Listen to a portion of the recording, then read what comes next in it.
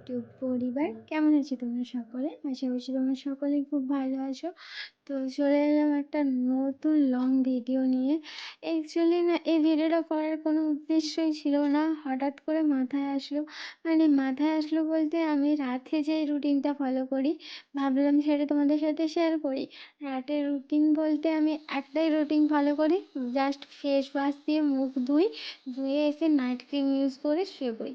But কখনো কখনো তো সেটাও হয় না, এত গরম পড়েছে না, গরমের চোটে না মুখে কিছু লাগাতেই ইচ্ছে করে না, মানে ভালোই লাগে না, কি আমার যেন চিটচিট পড়ে না, কীরকম একটা পড়ে, তার জন্য করি না। বাট আজকে ভাবলাম না, চলো একটা হোম রেমেডি ট্রাই করা যাক। আসলে না, আমাকে প্রত্যেক দিন রোদে বেরোতে হয়, তো পাপানকে স্কুল থেকে নিয়ে আসতে যেতে হয়, আর 10টার সময় স্কুল ছুটি হয়। ওই টাইমটায় না প্রচণ্ড রোদ থাকে, বুঝতেই পারছো। তো আমাকে প্রত্যেক দিন, এটা আমার প্রত্যেক দিনের ডিউটি, আর আমার বাড়িতে অন্য কেউ নেই যে আমার ছেলেকে নিয়ে আসবে, তার জন্য আমাকেই যেতে হয়। তো ভাবলাম যে মুখে প্রচণ্ড ট্যান পড়ে যাচ্ছে, কিছু একটা করা যাক।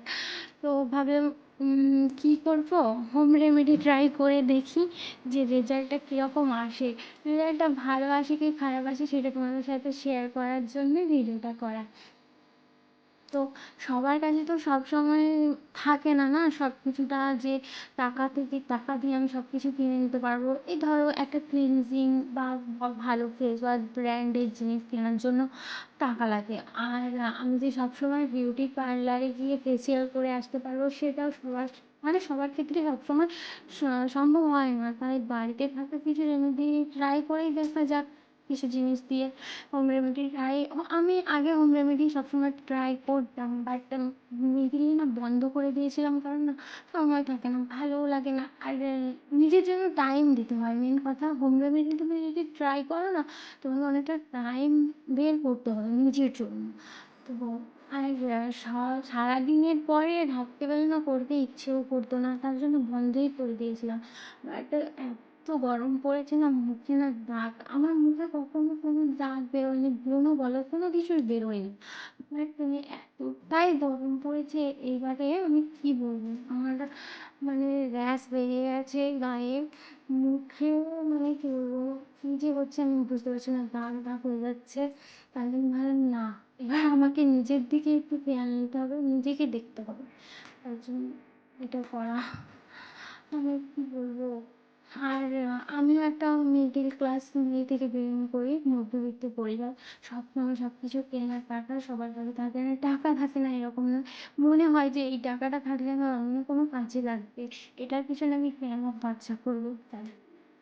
তো দেখো, আমি সব কিছু করে এবার ঘুমোতে যাচ্ছি, নাইট ক্রিমটা মেখে নিলাম, ঘুমোতে যাচ্ছি। সকালবেলা তোমাদের রেজাল্ট আছে, ঠিক আছে?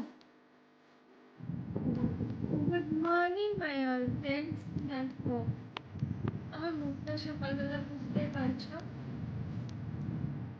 কি বলবো, পুরো না দাগ শুকিয়ে যাচ্ছে, এত প্রবলেম হচ্ছিল না, মানে মোটামুটি ট্রাই করলাম, দেখি একটা ট্রাই করে এরকম রেজাল্ট আছে।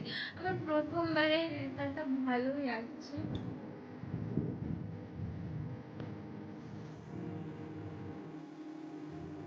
চলো আমি মুখ ধুয়ে আসি, তারপর তোমাদের সাথে কথা বলছি।